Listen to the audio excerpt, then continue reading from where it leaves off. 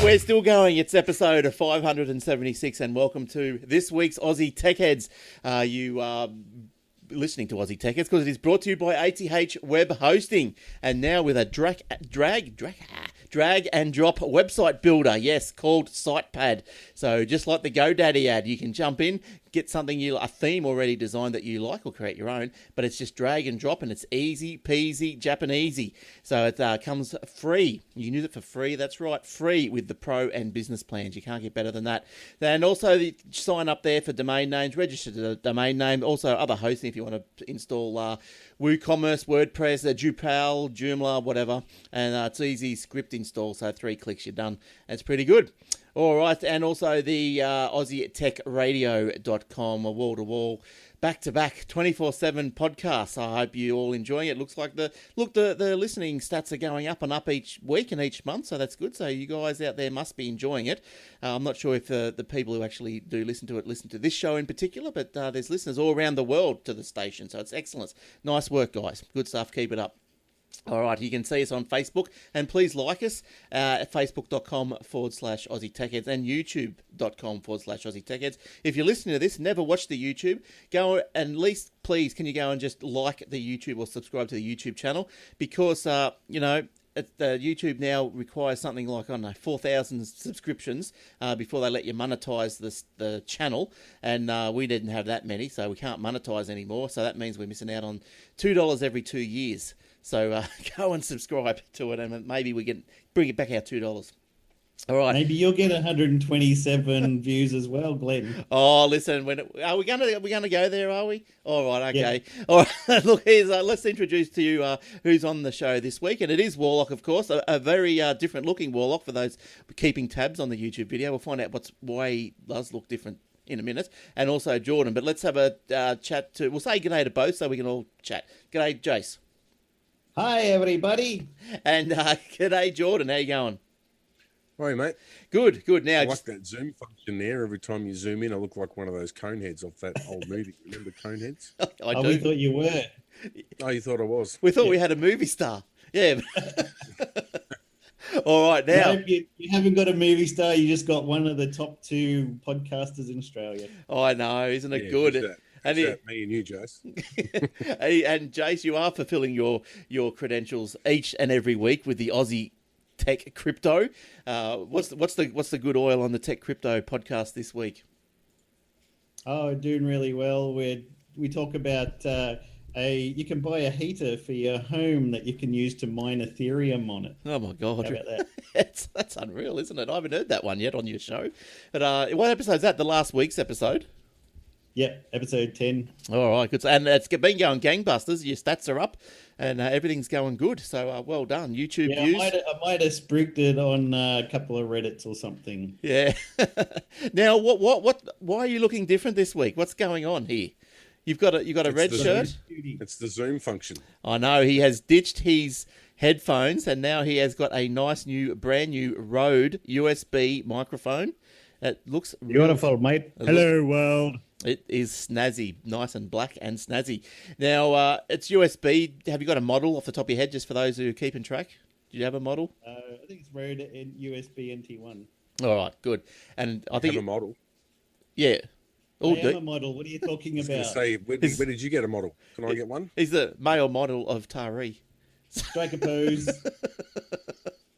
Yes, and in doing that pose, how is your weather app going, or your Fitbit weather thing that you do? All of them going really well. Now that Fitbit have announced a new watch come out called the Versa, which is more universal, and a lot more women like that one because it's a bit smaller looking and a bit nicer on the arm. So they think it looks a bit less chunky. Measurements seem to show it's about the same, but the design of it makes it look a lot nicer. So we're going to see a lot more sales there. Oh, good stuff.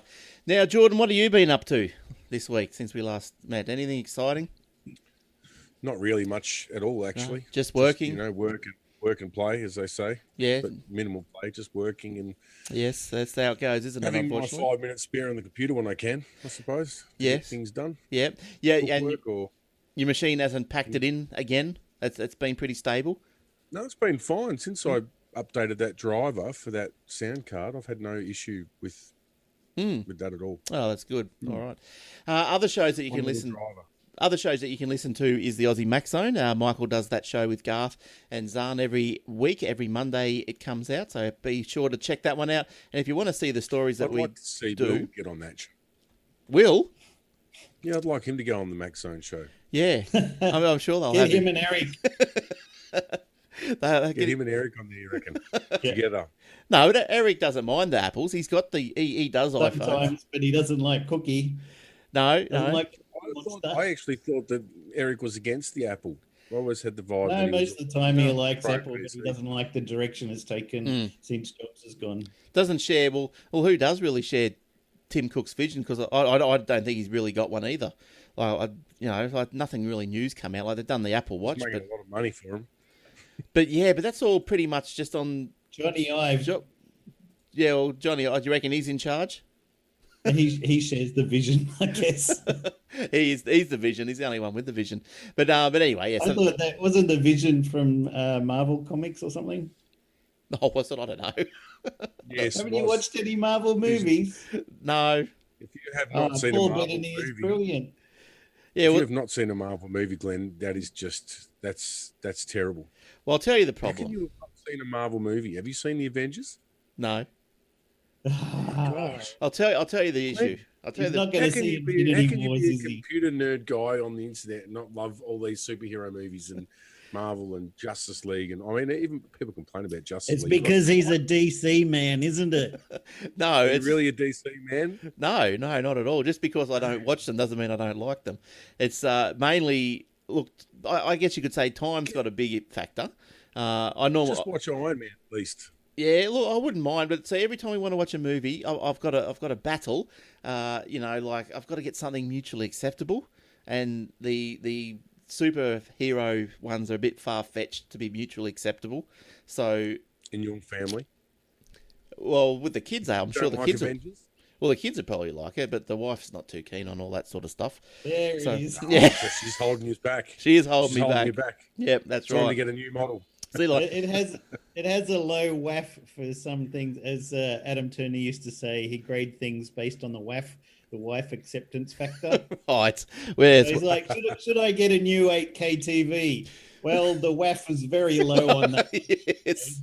Yeah, so I think we probably, instead of going to the movies, we've been going to series. So we'd be watching, like I think our latest one. Well, watch the Marvel series. Yeah. There's plenty of those as well. Well, the latest series we've started to watch was The Billions. I don't know if you guys have seen that, but that's pretty good. I've heard of it. I haven't seen it. Yeah, I think it's on Netflix. Netflix only, but it's pretty good. And I heard it's pretty good. and like we've got Homeland, watch Homeland, and Well, Hawaii. there's a nerdy thing. Monty Python announced that they're coming to Netflix. Oh, nice. As what with new shows and stuff? I think the old ones. Oh, just repeats to the old It's- stuff. There's only some Monty Python still alive, you know. There was, speaking of TV shows, I saw an article the other day, and I wish I could bring it up and tell you about it. Star Wars bringing out a TV series. Yep. Yes. I think isn't Tom Baker a voiceover in it or something? Or has that already happened? No, it's not an animated series. Oh, It's an oh, actual right. Series. Oh, right. Well, there you go. I've seen Star Wars. There's an actual Star Wars series coming, and apparently, I think I could be wrong, so don't hold me to it, but I think it was the same producer or the same one of the people off the movies. As Because I saw Star Wars, the latest one, and the WAF was very low on that as well. And so, so when I went to the cinema to watch it, I took the young fella and the daughter and the wife went and saw some chick thing. I forget what they call it. There was 3 of them. It's all about singing, and that Rebel Wilson was in it, whatever they're called. Pitch Perfect. They're the ones. Pitch Perfect. Yeah. So So we went to cinema A. They went to cinema B. I reckon we got the better deal with Star Wars for sure. well, there you go. It says here, you probably haven't even finished your intro yet, but it says here that Disney is planning to launch an in-house streaming service by the end of 2019, and I think that's where the Star Wars thing's going to be. Yeah. Right. It will, yeah. Yes. All right. If you're looking for show notes, you can find them at the aussietechheads.com.au/podcast. Get us on the Twitter at AussieTechheads, at Glenn Goodman, at Warlock, and Jordan doesn't have one. If you want to use the hashtag, you may. And our hashtag that I've decided is AusTechheads, AUS Techheads. And there you go. All right. Now, emails. We've got an email from... Wow. Yes, from... I've had 1,000 of them this week. How many have you had? Well, only this one here. Yes, just the We're one. not counting spam. Oh, don't. Well, Those special good for a second, man. enhancement pills, they don't count as email. Oh, I'll tell you about spam. I nearly got done. I was pretty close in getting done by a spam email, or like a virusy thing. I went because I go through my spam because a lot of stuff does get spot into the spam folder. So I do go through it and empty it every day and just check and see what's in there. And so I see this. Oh, your Go Via statement is ready. So Go Via is, say, I'm not sure if it's nationwide, but it's Queensland Tollways. With your little statement that you get your beeper on your car as you go through the toll. It's always the fake invoice ones that get you, isn't it? Yeah, so I went, oh, yeah, okay, I haven't had one of those for a while. So, okay, yeah, because I just download it and pop it into a folder, as an invoice sort of thing, so that for prosperity, for tax office or whatever. And so anyway, so I went, out of spam, download, and I browsed to a folder. And then just by chance, I guess, I just looked at the file name and it was a .doc. And I went, oh, that's not right. That can't be right. They're not .docs. And then I went to the folder where I'd saved them previously. They're all PDFs. Logged into the actual site. No statements for like 3 months or so. And I went, yeah, that nearly got me. I don't know what it would have done. Yeah, it nearly got me. Yeah, not worth finding out. So what was the email you got? Yeah, well, it's from Curtis. Now, he sent a couple over the couple of weeks because he said he is coming out to Australia. Well, he's here now. He's from Dallas. So, hi, Curtis from Dallas, Texas. He's in Australia. So he's in Sydney. Hang on, where is he? I'll start from the start.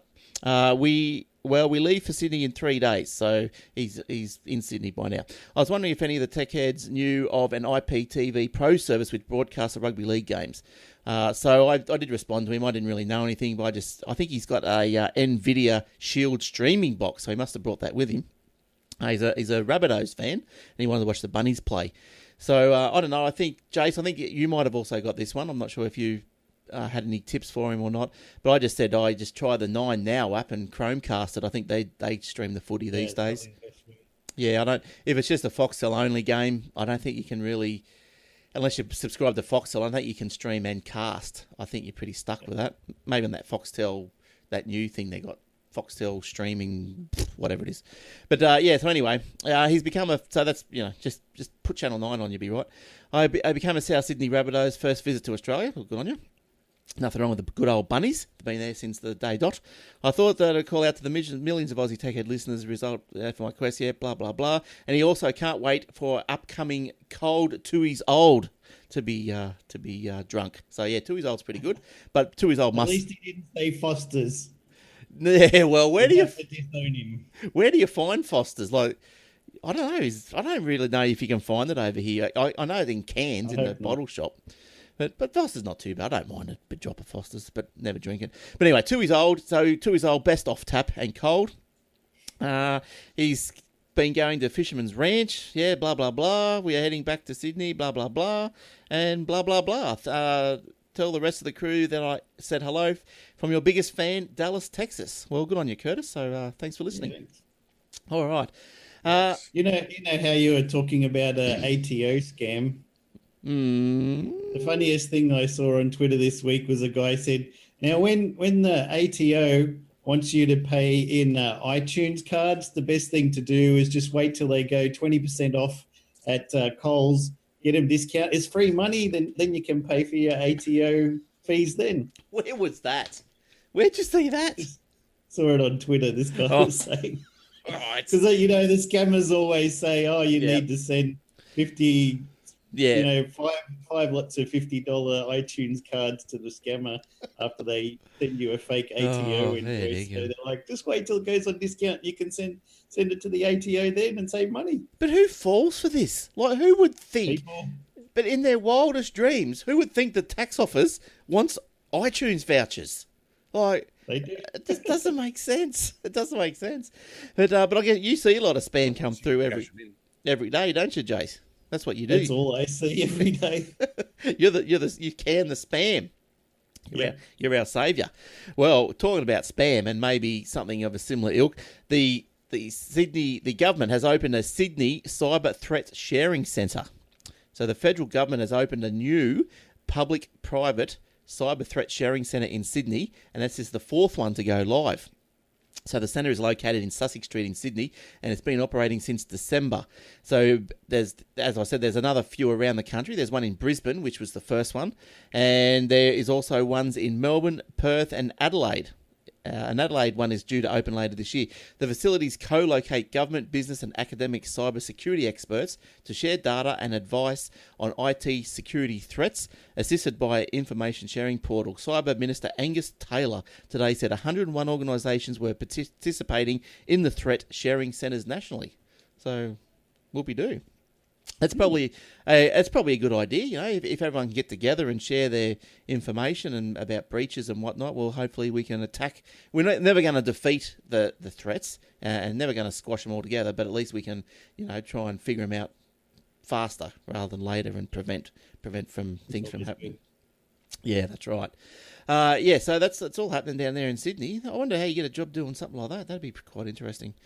All right, Jace, what have you looked at through the week that you thought was of interest to listeners? Well, sometimes it's onerous to subscribe to websites for premium content, having to enter and re-enter your passwords, usernames, and credit card numbers to each time. Then you need to sign in on each device you own. Google have introduced a way to streamline this subscription process with the introduction of Subscribe with Google. With Subscribe with Google, you'll no longer have to make up usernames, passwords, nor enter credit card details into the website. All you need to do is subscribe and choose the Subscribe with Google option. The subscription can be charged to any credit card that you've used with Google in the past. The billing process is handled by Google, and when you want to access that content, you just use Sign In with Google option, and your subscription and preferences are there for you to use. The idea behind Subscribe with Google is to make it easier for you to access premium content and to remove the paywall impedance from publishers that can limit subscription numbers. Not only does it make it easier, but it also improves your Google searches with your subscribe sources showing up in their own module on the Google search results page. Yeah, nice. So I think Google, I've got a story about something about Google coming up later in the show as well. But another thing that I did through the week, you know how you got these two-factor authentications and you download the app and, you know, you get your number and all that sort of stuff. Which one do you use to? Aussie. Yes, I've gone over to that. And Jordan, do you use any two-factor authentication, or are you just holus bolus passwords only? I think I'm half with you. I've got things popping up all over my screen here. You're talking about security password storing managers. Is that what you're talking about? No, like the two-factor authentication. So where you put your password in, then you go to your phone to get a code, and also put that into the website so it's two double strength. I have two. Yeah, well, I use it with LastPass. They have it. Yes, right. Yes, I think they do too. Yes, and Microsoft do offer one as well. But yeah, I haven't used it because I was using I started using it with the that BTC markets with the the cryptocurrency and the wallet and stuff, and they so their instructions were just download the Google Authenticator, which I did, and then so how are you going to use? Can you use those dual authenticating things with other applications? Can you? Yes. Is that what you're saying? Lots of websites, yeah. Yeah. So I was like the other night, I was just sitting there and I'm thinking, well, what happens if the Google Authenticator, if I lost my phone? How do I do stuff? How do I whatever? So I went into the Google Authenticator and I couldn't find anywhere where I could back up things or do anything. And then I started looking around and then I come across that one, Jace, Authy, which looked like you can back it all up and transfer it from device to device. So that'd be my tip is to go to Authy. Actually got a third party one and used it with anyone else. Yeah, so I didn't even really know they existed. I thought it was something that was offered by each service. Yeah, it's all comes. You can all draw it all back into the one app, I guess. So I'm not. Obviously, some back end setups and everything's synced or however it works. I'm not too sure. But like with all the stuff that with all my web hosting stuff and the servers and all that, I've just got it all just on two-factor authentication now. So if I lose my phone, well then I don't want people picking it up and just. Do you mean so that your clients on the hosting can log in with two-form factor, or you're saying you're using it to access your Well, say if I different sites? yeah, so I've got the master password So for it's like LastPass. no. Have you So heard of LastPass? LastPass backs up your username and password for a website. It doesn't have a code that changes every minute that you have to type in. like It's synchronized with Yeah, the it does. security server. Yeah, I think it has a two-form factor thing, an app on the phone, and it sends the thing, and you've either got to approve it or it kind of regenerates a new code every so often. yeah. So you can use prints or you can use yes, whatever that is. that's right. There, so it's the same thing. So like when with the web host, I've got a code I can get in. I just save all the sites I log into it, and then if I want to go somewhere, I just click on the site and it goes there and logs me in. Yes. Yeah, it doesn't have the second factor though. Yeah. I think you can, Jason. Auto-generated. You can.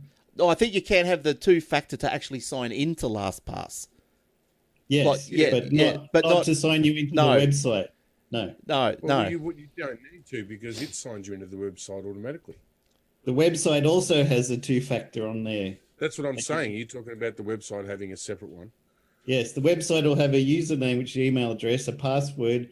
Then it says you need to use two-factor authentication like Authy, which will pop up a 6-digit code that changes every minute, not for LastPass, but for that website. It needs its own two-factor authentication. Well, that would frustrate the hell out of me, having to have a different one for every site.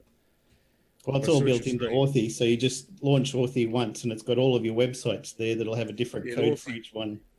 It's very secure. So I'll show you a quick demo. I have to bring up Authy. Isn't Authy kind of like I thought Authy was the same sort of? Yeah, I'll show you what I mean. So if you're on the YouTube, you can see this is a login for the BTC market. So I put in my email address and password, and then tick I'm not a robot. But that's not enough, because I've set two-factor authentication. I've also got to put a 6-digit code in.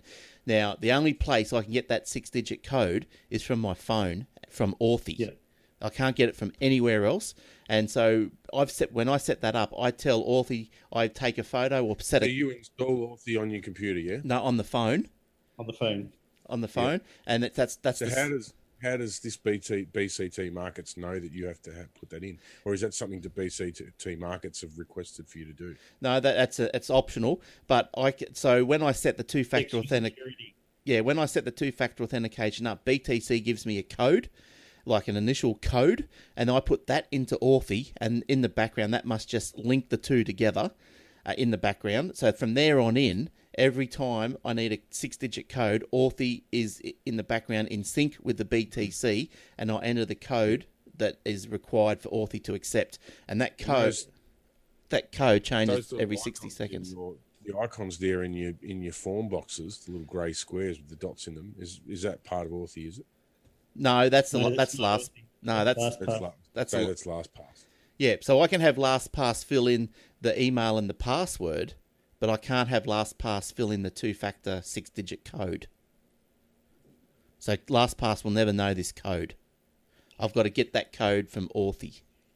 So you're saying that, yeah, right. So you're saying that the website gives you the option to force that dual authentication. Yes. Yep. Not just LastPass asking you for a dual authentication to log into before he puts the password in. That's right. Yeah, right. So that's where the confusion If is. someone got access to your LastPass, they can log into all the websites except for the ones with two-factor authentication, because they also need your Authy, and they have to have your phone and be able to type in the code that's on the phone only. But it's not like it would be very annoying though, wouldn't it, to get into LastPass and want to go log into this forum that I use, and then all of a sudden I've got another app now that's going to pop up and ask me for an Authy code. Well, I wouldn't worry too much about forums, but if you've got money on there like BDC markets where you've invested hundreds of thousands of dollars and anyone can get in if they can guess your password with your username, you want something else that they don't have, that they can't get access to. Oh, of course. I don't disagree with that at all. Yeah. So currently at the moment, I don't store any banking sites or anything in any of my LastPass. I wouldn't dare. The only thing there's a market, crypto market in New Zealand called Cryptopia, and a bunch of hackers got access to old email addresses, either from the Adobe or Tumblr or Yahoo hacks. They got a bunch of email addresses and they're just throwing them at the Cryptopia server with random passwords to try and see if they can log in and get someone's Bitcoin. And everybody at the moment is getting emails a couple of times a day saying your account at Cryptopia has been locked due to 3 unsuccessful attempts to sign in. This lock will remain for 24 hours and then reset. Next day, your account's been locked again, and this is just happening constantly. Yeah, well, I've got... If you've got 2-factor, it doesn't matter. Even if they knew my email address and password, they still can't log in because they need my... So if I wanted to log into the Microsoft site, how can I tell my Microsoft email to use Authy? Does that... Microsoft use a different one called the Microsoft Authenticator, which is basically the same thing as Authy. But Authy can be used with like unlimited number of sites. Microsoft have just the one for their site. So like Authy, like I'll show you what it looks like. I don't think this is going to give anything away or anything. But see, that's the code. And then that'll only last for 30 seconds. It's very similar to the other ones. Yeah. And then in 30 seconds, I can't use that code to log in anymore. It'll change. You watch it change, and then it'll change. And then the new code is the new code that I would need. But yeah, I think you can... It's a shame that you can't use it with Microsoft, or you can't use it with... Can you use it with Google? Yeah, Google. Google. Yeah. So, Jace, the Microsoft, you can't use the Authy on... You have to use the Microsoft. I'm not sure. I think you have to use a Microsoft. Yeah, okay. I don't think they provide. That's what would be frustrating. I don't know why we can't have. That's why I liked LastPass. I think it's like 99% you can use Authy, but a couple of them. Yeah, I'll have to definitely look into it. Yeah, well, I think I just beefed everything up because like if you lose. I don't want people getting into the master password of the whole hosting system and just go and delete. So I thought, well, we've got to secure things up here a bit. And so, 2-factor, here we come. You can do it on your bank accounts, do it everywhere. So if they wanted to get into your system, they really need to send you a tax invoice. Yeah, a go via invoice. Yes, just that's right. With a document in it. That's right. Bait me with a couple of iTunes gift cards, and I'm all yours. Yeah, it's all yours. Now look, so Authy wasn't open source, was it? No, it wouldn't be. Not for something like that. Authy could be, because it's just a seed that they give you for their site, and then it's based on the time, date, stamp, and random factors. Mm-hmm. Yeah. So it's pretty good. You can't be too careful. If you want to secure your stuff, you can't be too careful. And this is just an easy way of doing it. I think LastPass is still a great place to start, though.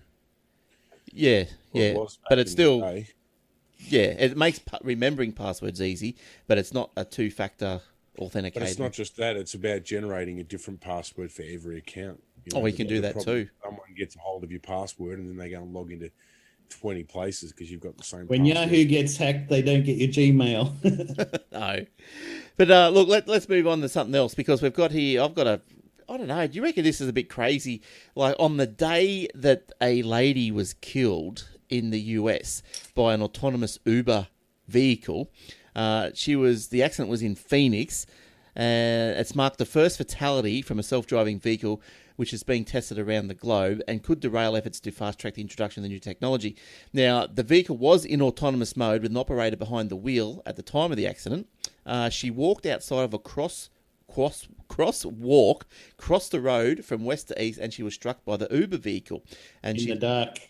Oh, was it in the dark? Well, yeah, there's a video on the website showing from inside the vehicle what they saw because there was a camera inside, and also one pointed at the driver who was looking at their phone at the time and not looking at the road. Yeah. And then they look up and then suddenly, oh crap, I've just hit somebody. But if you have a look from the camera point of view, everything's really dark. It's a dark street. You can't see anything. And it wasn't until his headlights got close enough to light her up. She walked in just as they were coming, so she wasn't watching where she was going either. And it just lit up in time, even if you were watching and you slammed your brakes on. If it wasn't autonomous, you still would have hit them anyway because she just stepped out in the dark in front of a car. But the problem there, though... It was a whole heap of bad circumstances thrown into one. Yeah. But wouldn't the problem there be like if it's autonomous, to a computer, it wouldn't matter if it was dark or not. Wouldn't it be able to... Hasn't it got like an infrared or some sort of sensor for this? It's got LiDAR and stuff. It would detect there was somebody there and it would go, oh, okay, well, they're on the side of the road, so I'll keep going. Then suddenly she steps out in front of the car. Just as the car's getting there, it's like instant. Yeah, so whose fault is it? The autonomous, the car? Or yeah, they said that's the thing. It's very unclear you can't really blame the autonomous vehicle or the driver, because even if the driver was watching, he still wouldn't have been able to stop in time. Okay. Just this woman came out of the dark, the side of the She street. just stepped out. Yeah, well, so anyway, so on the day that this happened, Sydney, New South Wales government has laid out plans to move ahead with trials of their driverless cars in roads across Sydney. And they'll be trialled across Lane Cove Tunnel, the Hills M2 motorway, Westlink, M7, M5, Eastern Distributor, Sydney Harbour Bridge and Sydney Harbour Tunnel. The trials will continue until October this year, occurring at different times of day and under different conditions. Now, tests of a highly animated smart shuttle have been underway since last year at a closed section of the Olympic Park. Got a picture of one of those little groovy things there. The announcement came as Uber, the thing in North America. Yeah, so, look, that's probably a bit more info that I wasn't aware of with that Uber accident. And it was that split second, just not really doing the right thing on the road, just jumping out in front of something, is pretty much sounds like what's actually happened here. But in any case, I don't know. Jace, do you feel safe with driverless cars on the road? What's your I would, yeah. take on it? Yeah, They're going to get less distracted by, somebody, what was that over there? Or, there's a cute girl, crash. Oh, what was that just flew by? Or somebody calling out at the side of the street. The car's going to ignore all of those things and just keep its eye on what it's doing, and it doesn't get drunk. No. What about you, Jordan? Safe in the streets of Melbourne? Yeah, I don't mind it. I think it's all right. I don't think you can blame one incident and then, they're going to have a field day with this, aren't they? Really? Yeah, I think so. It's really going to set us back pretty far. Yeah, look, when I first heard about this accident and everything, I thought, that's a bit dodgy. But knowing, after Jace filled me in on maybe more of the circumstances, then, whose fault was it really? The woman should have not just ran out on the road. Because, look, I had a car accident once, and I know what that's like. I was driving up a hill, and there was 2 lanes going up a hill, and there was a car parked in the left-hand lane. So I moved over to the right-hand lane, obviously to pass this car that was parked in the left-hand lane. But as soon as I got to the car, he did a U-turn. And so I just right in front of me. And the reason he did this U-turn was he had a surfboard sticking out the back window, and he just couldn't see behind him. So he's just got just gone pew, like this, and it was that close. You couldn't do anything about it. I just hit him and spun around and went on the other side of the road. This is why I bought a dash cam this week. Nice, yes. Is it you got one for the front and the back, or just the front? Just at the front. It's I got it from the reject shop. It's like $25, and it fits over your rear vision mirror. Oh, so yes. It becomes a rear vision mirror, and it's got a little window in there to show you what the camera's viewing. Ah, yes. But it's a whole thing as well. Yeah, was it $25? Yeah, I think it was. Yeah, that's right. Like That's cheap. Is that like a you white? just your own micro SD card and put in there. Was that Jordan? I said, I just kind of, I just get a bit annoyed with the whole way that it's being handled. I don't think we should I don't think it should set us back as far as it's going to go, What's that? The hitting this woman? Talking about the accident. Yeah. Keep the driverless cars going. Don't let that one thing be a hindrance. They had other accidents in the US a year or so ago what we're doing. Yeah. where a car went underneath a truck and it took the guy's head and the top of the car off. But that was because the truck was high and the radar and LiDAR and everything on the autonomous car looked underneath it and didn't see that there was wheels here, wheels there, and the truck here. It could see underneath it, so it didn't realise there was a truck. So they did the software so it would scan outside the range, up and down. I didn't know about that one. But yeah, so with that, going back to your revision mirror, how'd you hook that up to the camera? Is it wired or is it wireless? How does that work? Well, it's got a camera built into the rear vision mirror. So it's a bit wider, a bit longer than your usual rear vision mirror. It's got a camera in the back. So you still get your rear vision mirror. It just straps on over the top of it. And you have a wire that's really long, go all the way around down the side of the car, up underneath and into the cigarette lighter. Right. And as soon as you turn the car on, it pops up there, starts recording. And then when you turn the car off, it pops up a picture of little red car on there and says goodbye and then disappears. It's recording all the time. So the camera is in this thing on your revision mirror. The camera's Yeah. up in there. Yeah, right. Okay. Yeah. It is a rear vision mirror itself that straps over your current rear mirror, but it's got a little window. It's got an LCD screen there. It's not distracting or anything. No. And then it's just probably about that much wider than your normal mirror that's behind there, so that the camera lens sticks out. You can adjust the angle and spin it around. Everything. Yeah, okay. And, it works really well. Yeah, because the ones I've seen, there's actually a camera in the back. You put the camera in the back of the car and then run the lead to this thing over your revision mirror. Yeah, but you get those as well. I'm just mostly interested in the front. I had a friend of mine was driving along I think it was the M4 in Sydney, and this guy was in the lane next to him, but a bit further forward, and the guy came across and then slammed his brakes on. Of course, my friend ran into the back of him, but you can't prove that to the police. The guy's just like, oh no, I was just traveling in that lane and he just ran into the back of me when I had to slow down all of a sudden. So it's always the person behind's fault. Yes, yeah. Most laws go. And because he couldn't prove that this guy was in that lane and then came into this one and stopped, he was at fault. And what about, have you ever either of you guys tried those HUDs, heads-up displays? No, I haven't. Yeah, they look interesting. So I wouldn't mind trying one of those. But all right, let's get back into... I've got another road story coming up. But Jordan, did you have anything this week, or are you just happy to... I do, but my browser is... you got to get off. You got to get off the edge. You're living on the edge. you know. No, it actually, funnily enough, it was when I opened up the Aussie site. Everything went from there. You probably noticed I've been vague. From there, I've been waiting for the control alt delete. All right. Well, Jace, I'm sure, has got another one we can have a look at. I'm surprised my audio's working, actually. So. Yeah, it's good.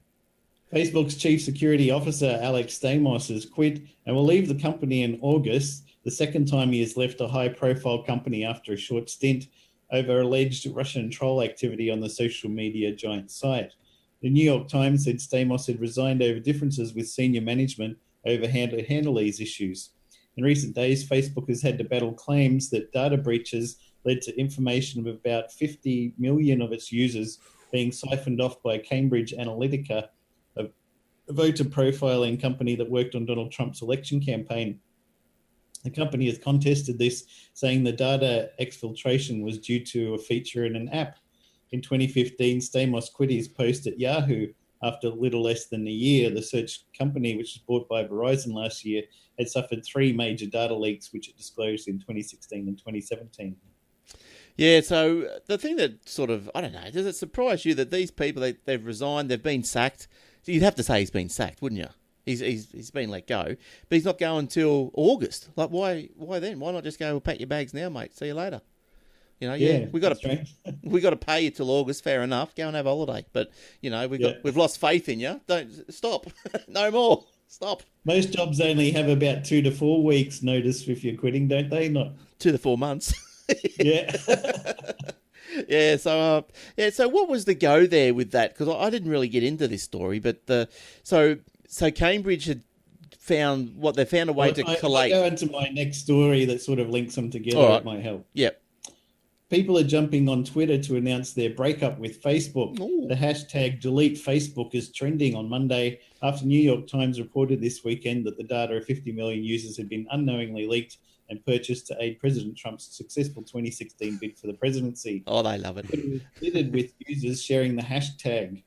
Facebook is under fire after data analytics firm Cambridge Analytica received $15 million from Republican donor Robert Mercer ahead of the 2014 midterm elections to pay Cambridge professor Alexander Kogan for data on millions of users.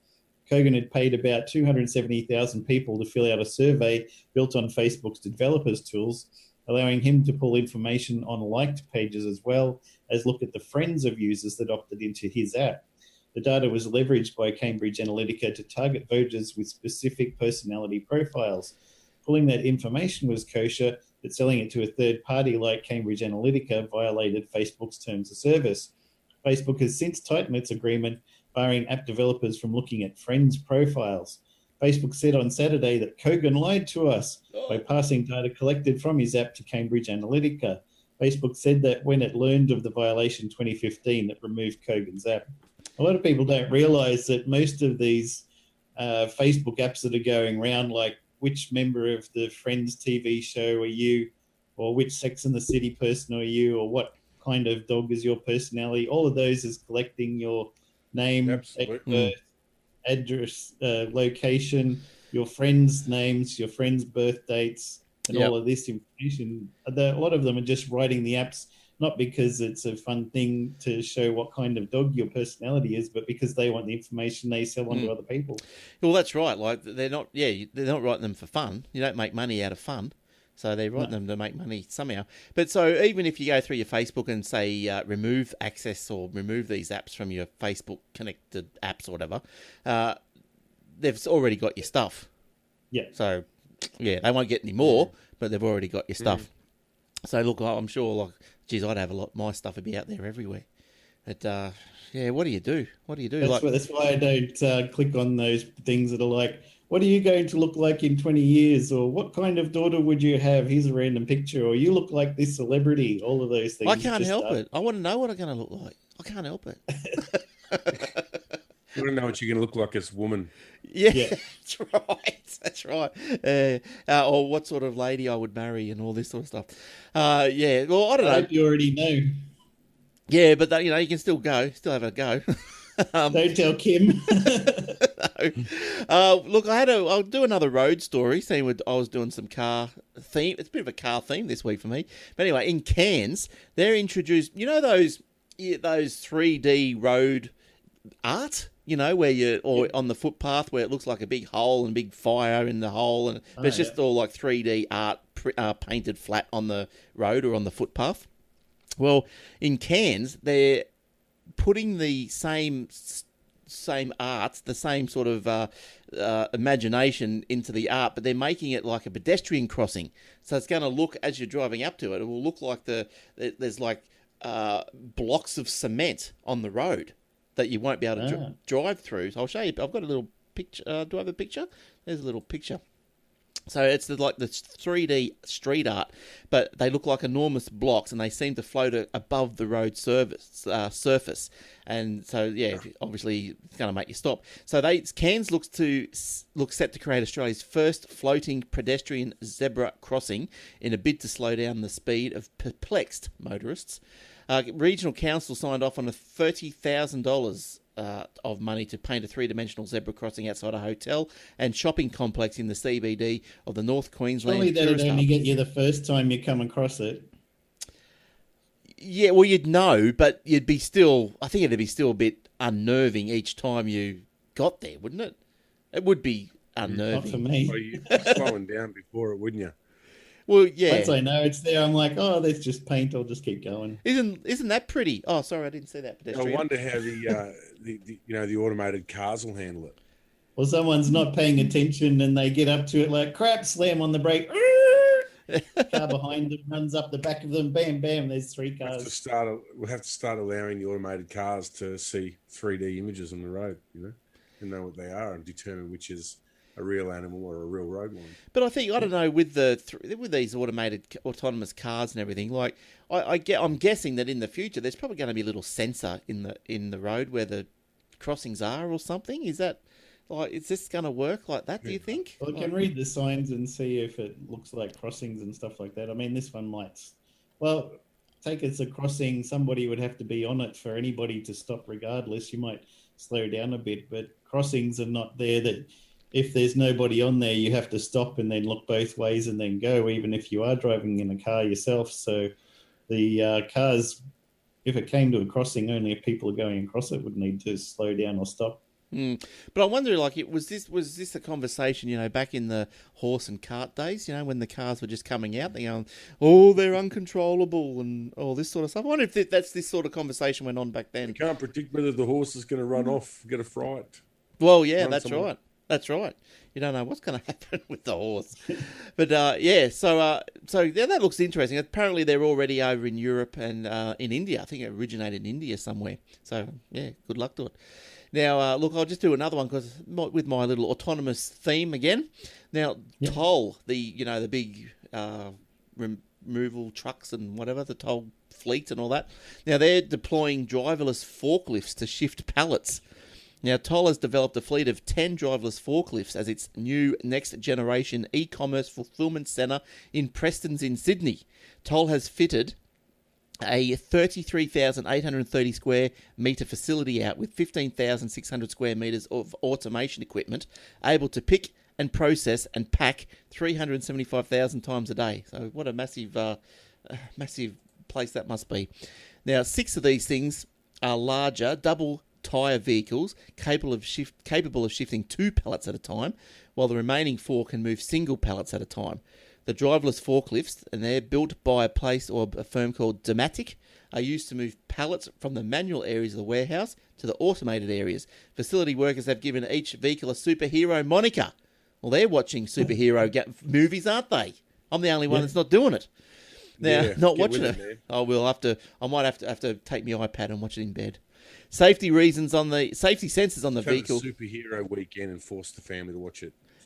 Yes. I think I did try and watch. I think one of the Superman movies come out, and I was a bit disappointed. That might have been the last time I've really pushed. That might be why. Yeah, pushed to watch something like that. But anyway, I'll the Marvel ones. Yeah, all right. I saw one. Is it the Awesome Foursome or something? What was that one? Where the guy... Fantastic Four? Yeah, I've seen that one. I like that one. The latest one or the earlier one? Oh, it'll be the earlier one. It takes me 10 years to get around to them. Yeah. There's a couple of them that came out years ago. Oh, yes, I saw the ones. Yeah, they were, I don't know, whatever they did on a bridge or something. I think there was two of them or something. Yeah, the Thing did something or other. Yeah, I can't remember. But anyway, these Toll things, safety sensors are fitted onto the vehicle's exterior, detect when a person enters the forklift's operating area, and alerts the vehicle to come to a stop. So there you go. Good on them. These things going everywhere. They're buses and taxis and whatever. I heard someone's doing flying taxis, or flying taxi planes. I saw that. Yeah, someone wants to do it. Yeah, and you got Elon. He's got cars up in space. It's all going on. What's going on? Now, are you back on the air, Jordan, or are you still off with stories? Is Edge still playing nice? I'm here. I'm actually just copying and pasting URLs into a Google one. Google Chrome. All right. Worried it's gonna bother me again. I've got one here. Like you said, the stories are a bit thin this week, so I'll probably come up with a lot of mediocre ones. Installing updates on Windows has always been a pain. Not only does Microsoft seem hell-bent on forcing users to update their machines whether they want to or not, including in prior versions of Windows 10, a nightmare feature that forcibly seized control of users' systems to start the installation process. The process is infamously slow. Now, the combination of these factors can make updating Windows machine feel less like a minor but necessary inconvenience than a suddenly imposed tug of war for control of the computer. Fortunately, Microsoft is now mulling ways to make this process less painful. Good. Which sounds good. Per Ars Technica, in a recent blog post, the company announced that it expects changes to the way Windows will handle forthcoming updates to result in substantial performance improvements. Significantly, Microsoft is adjusting the amount of labour that Windows updates will perform in its online and offline stages. This is a long article, and I could probably just give you a bit of a brief thing about it. They're talking about the offline updates when it shuts down. Oh, yes. Right. So they got it down, I think last year they got it down to about 87 minutes or something. And then with the creators update, they got the offline time down to about 51. Right. And now they're saying they're getting it down 63%. It'll be down to about 30 minutes of offline time while your computer updates. Well, that's not too bad. I know, sometimes just searching for updates, just in the normal update process, it's just seems just to be laborious sometimes, doesn't it? It just goes on and on and on, and you shut down, and it shuts down for ages, and then you gotta wait for it. It takes a long time. That's what they're saying. They're trying to speed that process up. But between updates, I think that it speed that process up. That'd be good. But hopefully, there's not going to be too many of those. Like, what do they seem to be bringing 2 out a year, don't they? Is that their track record so far with this Windows 10? There's about 2 of these things. Do less, are they? You reckon? There's about 2 a year that they've been like full, reinstall type like updates. Yeah, like additions. Not just security patches. No, just like additions and stuff. Yeah, so, anything that keeps the time down, I'm all for that. Oh, just tip of the week as well. I got a tip of the week. Took me a little while to figure this one out, but I had a machine that, for whatever reason, the antivirus stopped working, and so I tried to update it, didn't work, and so I thought, okay, I'll uninstall it and reinstall it, and it failed again. You do this a few times, you start pulling your hair out. So I thought, okay, stuff that. I'll try Bitdefender. Downloaded, installed, no, failed. I went, this is a bit strange, isn't it? So then I went, okay, AVG. Surely trusty old AVG's got to install. Download, install, failed. I couldn't believe it. What is going on here? And so I scanned for viruses. I've checked Windows integrity files, done all this sort of stuff. I've got no idea. I'm thinking I scanned for rootkits. I did everything. I scanned the guts out of this computer, and then it wasn't until I was just sitting there and I just looked down at the time and I went, that time's wrong. It's a minute out. And you know what? That was the problem. It was a minute out. And it's not something you would normally look at. You go, oh, yeah, that's about the time. If it was like 6 hours, you go, oh, that time's wrong. But, and that must have been, because of that minute, it means that I must be downloading, say, all these antivirus programs must be time-stamped somehow, saying it was, say it was 12 o'clock download. And then when I went to try and install it, it's saying, well, I'm installing it in the past, before I was downloaded. So that can't be right, so I'm going to fail. I'm a fraud. And that was the problem. It was a minute out. Can you believe it? And that's my tip of the week. I've had that problem before, but usually it's when it's a year out, not a minute out. Well, I've had that problem on a Mac when you download the OS to install it, because I've got a copy of some of the OSs on my hard drive, and so I've just pulled it out and put it in, and it just keeps failing to install. And it's not until you download the Verge, say, to download it now and install, and it works. Yeah, you can pull it. But so always check the time, make sure it updates automatically and that it's correct. Google adds top Aussie sports into the Google Search Assistant and Home. Yay, how good's this? This is about time. So if you're a fan of the AFL, the NRL or the Australian rugby, you can now check live scores, match results, upcoming fixtures and ladders for your favourite footy code just by asking Google in just about any way you want. How good is this? This is excellent. Now, Google's... There's a picture of a mobile. Now, Google's ANZ Marketing Director, Aisling Finch, concludes, that's a lady, by stating, your assistant is always learning, so it will understand your preferred team nicknames and the sports you care about over time. You can also ask your assistant to tell you an AFL joke. Can I say the whole code's a joke, or will I upset people? I better not. Or make season predictions by asking, okay, Google, who's going to win the flag? And after the siren sounds on full time, say, talk like a footballer to get a classic post-match commentary full of all the footy cliches we all know and secretly love. Well, whether you are celebrating a win or lamenting a loss, we hope these updates offer some useful and fun ways to help you keep up to date and get your game on. So you can also use a Google Search and Google Assistant on iOS, Android, and Google Home to tell you all about ICC, IPL, soccer, including A-League, ATP, WTA tennis tournaments, PGA, LPGA, European Tour, PGA Tour Champion, the Web.com Tour golf matches, blah, blah, blah, blah, blah. Boom. Brain explosion. So it's all good. So it's about time, I think, we got, because sometimes I say to the Google, I'll say to it, how's the Sharks going? Did the Sharks win? And it comes up with, yes, the Miami Sharks lost or something. I go, oh, not them Sharks. Wrong Sharks. But that'd be good. I'll be able to keep up to date now. Excellent. Jace, did you have any more? Yeah, one more. Good stuff. The change of name from Android Wear to Wear OS this week has brought another welcome addition, official support for watches. While Android Pay, which is Google Pay was able to be used on watches with NFC, such as the Huawei Watch 2, users had to manually enable the Android Pay app through Google Pay. It seems that it was unofficially official if you could catch our drift. From now, though, it appears it's officially official with the Wear OS by Google's social media accounts announcing the support for Google Pay on your wrist if it has NFC is now available in Canada, Spain, and of course Australia. If you don't have Google Pay installed, you can now install it and it won't disable after some uses. Nice. Have you used the Google Pay? Are you a Google Payer? I have used, I used it when it was Android Pay back in the day, but I haven't used my phone a lot.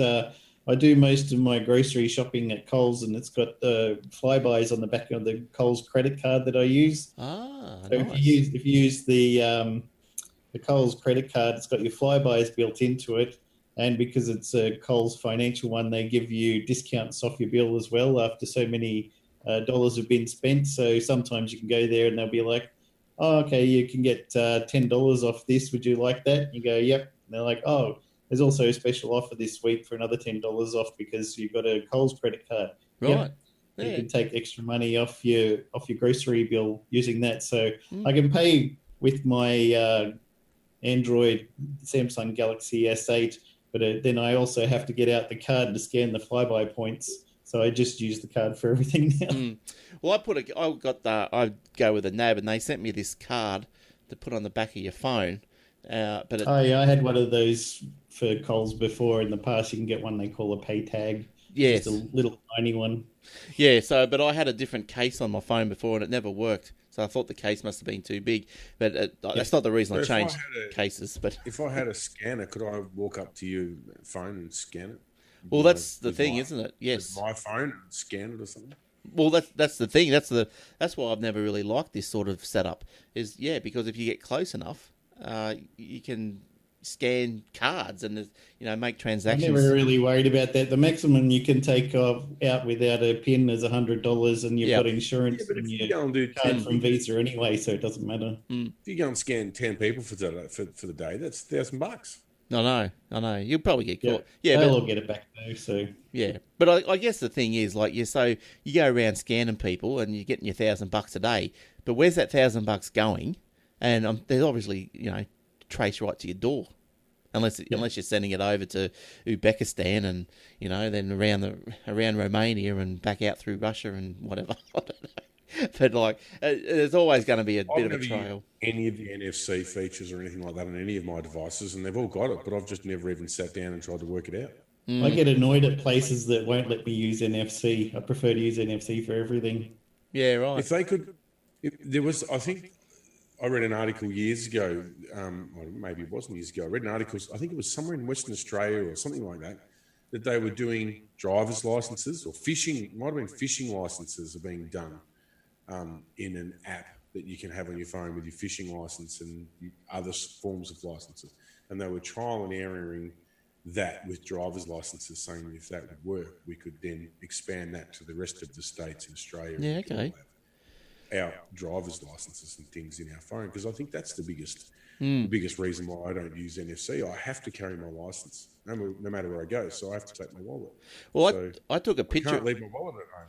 No, I took a picture of my license just in case I did leave my wallet at home and got pulled over, and at least I could say, well, here's a photo of it. It looks like me, doesn't it? No Photoshop. At the end of the day, the police don't even need your license. They can get all the information they need right there and then in the car. They don't need it. I just tell them my name's Glenn Goodman. They can look me up. Here's a photo. I grew a beard recently and dyed my hair black. Yeah. Yeah. If we can get rid of everything else, then I see a worthy kind of thing of using NFC.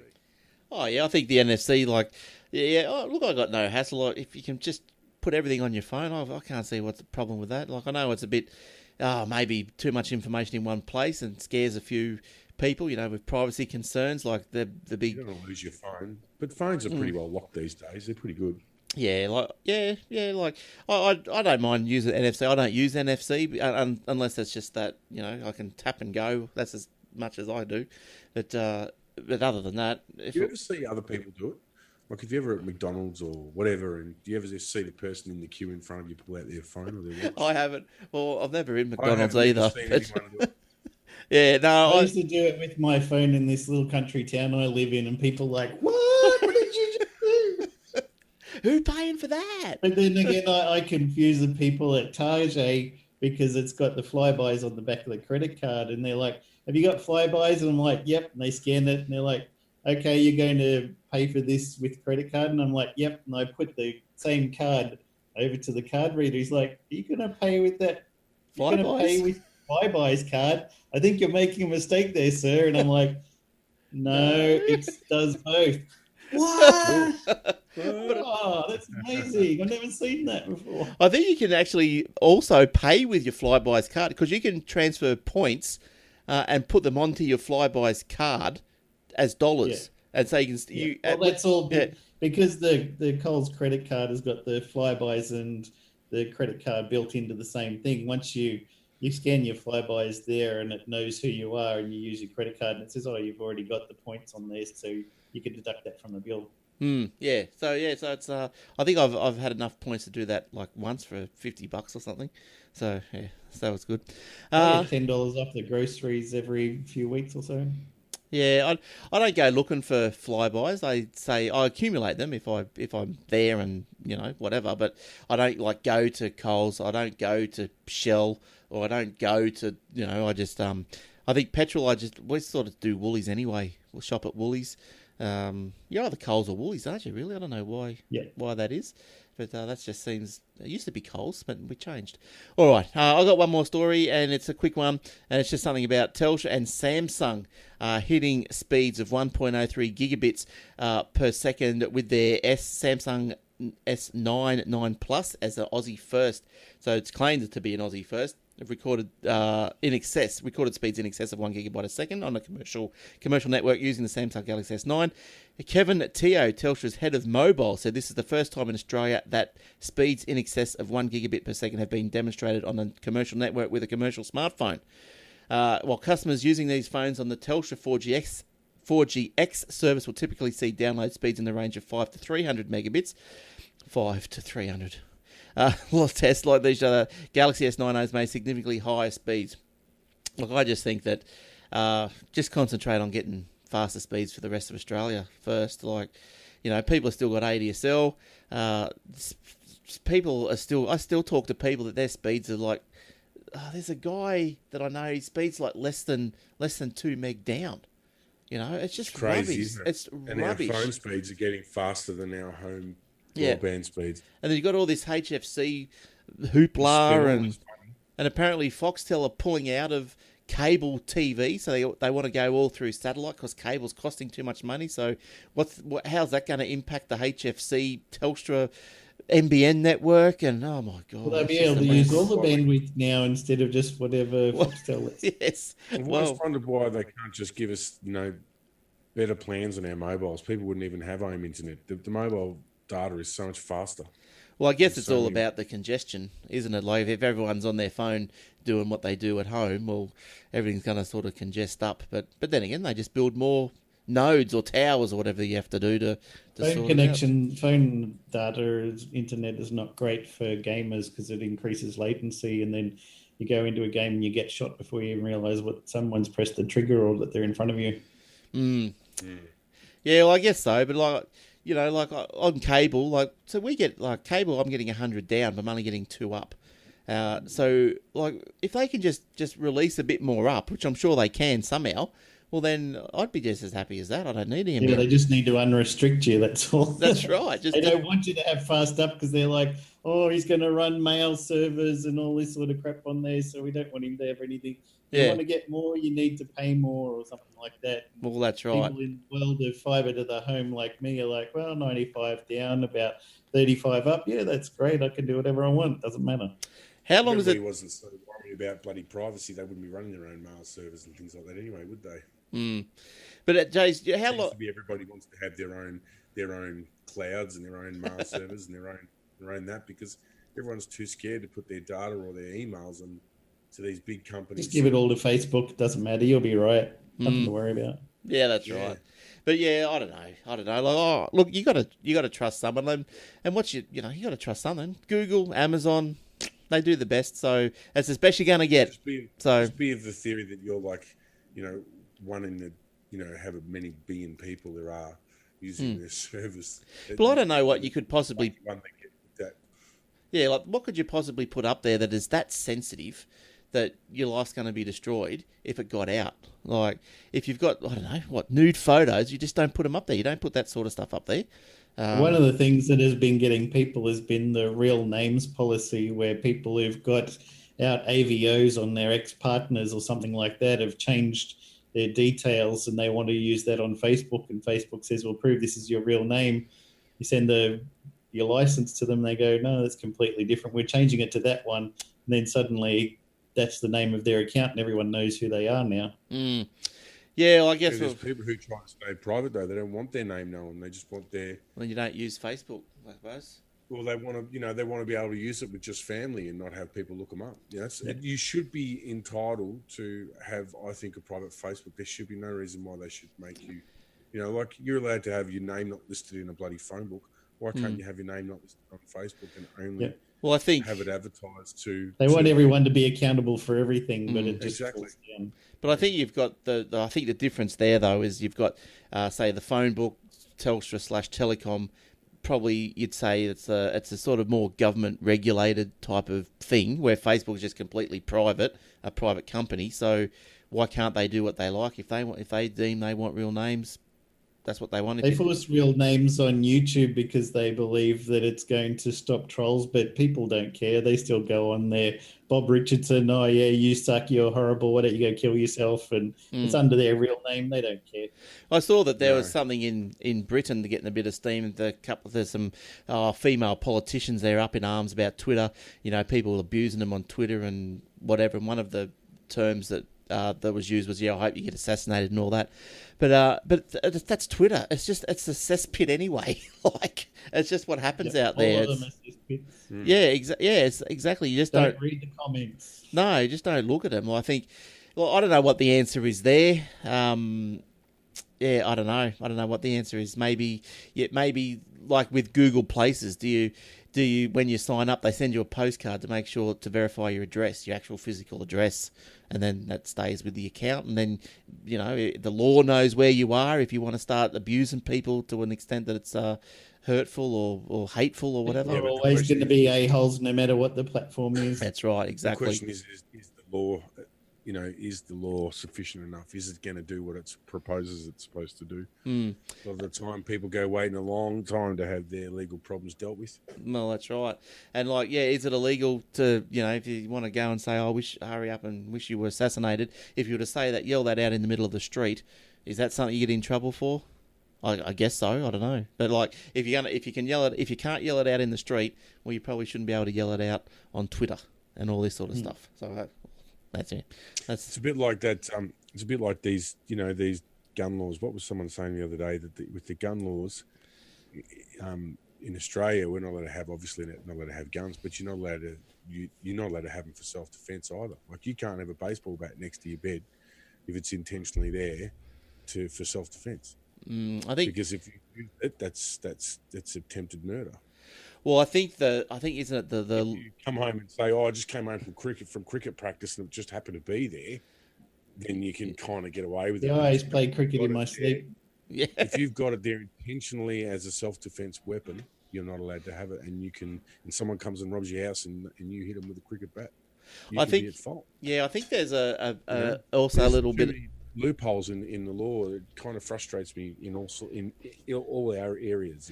I think there's a little thing as well which sort of goes along the lines of, like, if the guy came into your house with a baseball bat and you used the baseball bat against him, that's okay, and you bashed him up or something, that'd be okay. I think it's something because it's an even playing field. It's you got to combat force with like force or something like that. So if someone breaks into your house, if he punches you in the face, you don't shoot him in the head.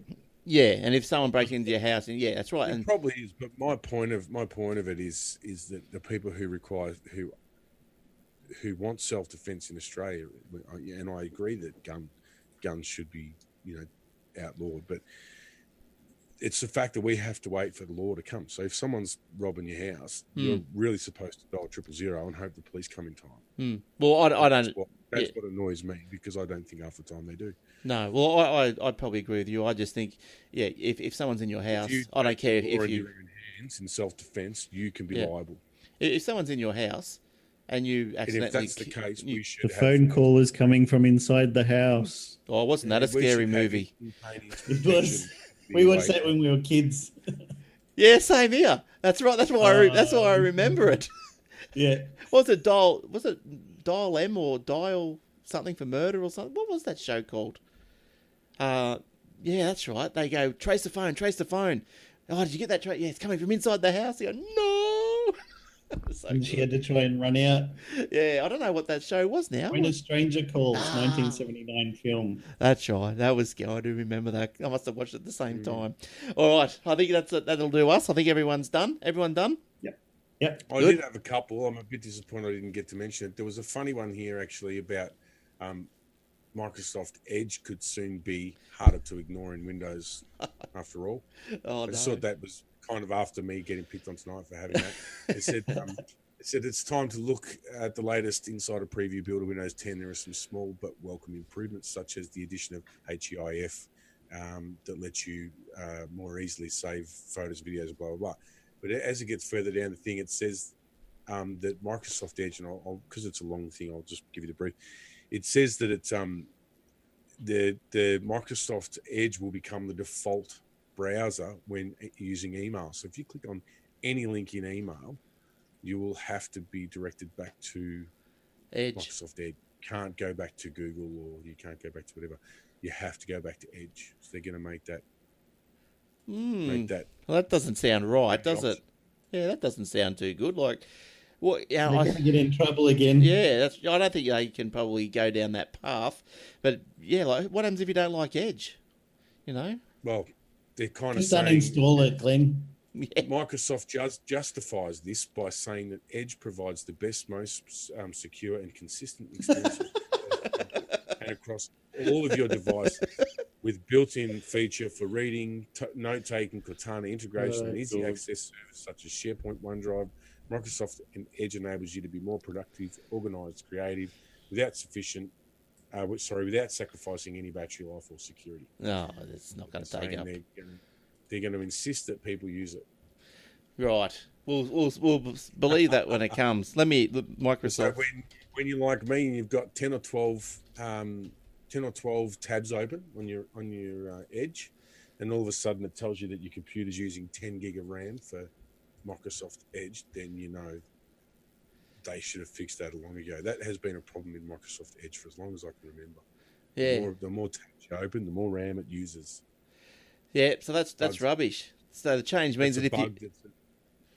Yeah, Microsoft... Yeah, that's right. That's crazy. It's ridiculous change. Where's it? So I'm looking at my task manager at the moment, and I've got Google Chrome open, and it says that it's got, I think Google Chrome's got, about 13 processors or something going, and it's using 2.7 in RAM, 2,700 RAM. If I'd had 13 processors going in Edge, it would have been using 10 gig, 12 gig of RAM. Yes. Yeah, it's just stupid. I don't even have Edge on my taskbar. I took it away. Didn't even like looking at it. Thing I do too. Yeah. I got IE. I got IE, Chrome, and Firefox, and those three seem to do me. But Edge, Opera. No, I don't do Opera either. Do you do Opera?